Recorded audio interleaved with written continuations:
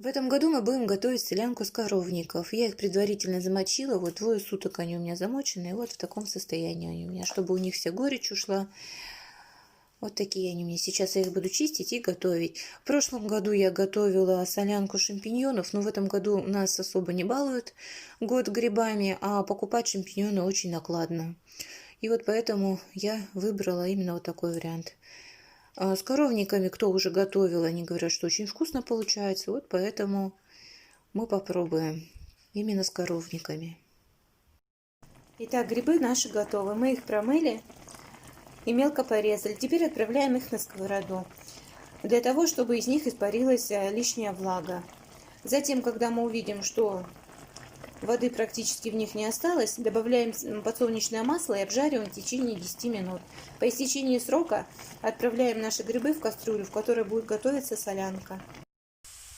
Морковь мы натерли на крупной терке и отправили жарить на сковороду, куда предварительно налили подсолнечное масло в течение 10 минут.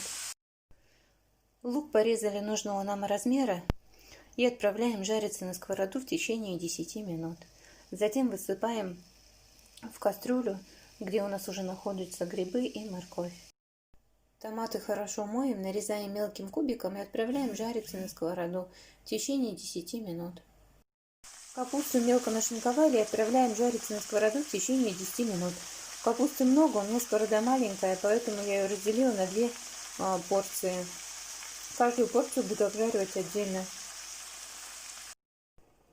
Итак, мы все обжарили, соединили все в одной большой кастрюле, хорошо перемешали, добавили пол-литра воды и ставим тушить где-то на 1 час, хорошо помешивая, чтобы не подгорело. Итак, овощи у нас тушатся уже целый час. Теперь добавляем щепотку соли, черный перец, где-то 10 горошков, лавровый лист пару штук, 3 столовые ложки сахара, 6 чайных ложек уксуса 70% и продолжаем тушить еще 20 минут.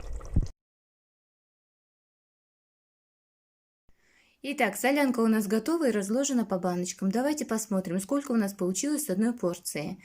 У нас получилось 5 700 граммовых и 4 пол-литровых баночки. Это 5,5 литров. Я считаю, достаточно неплохо для одной порции. Обычно на зиму мы делаем 3 или 4 такие порции, так как солянку у нас очень любят в любом виде. Ну а сейчас я ее буду укутывать, и она у меня будет стоять до полного остывания. А затем я ее спущу в холодный подпол. На этом у меня все. До новых встреч, друзья!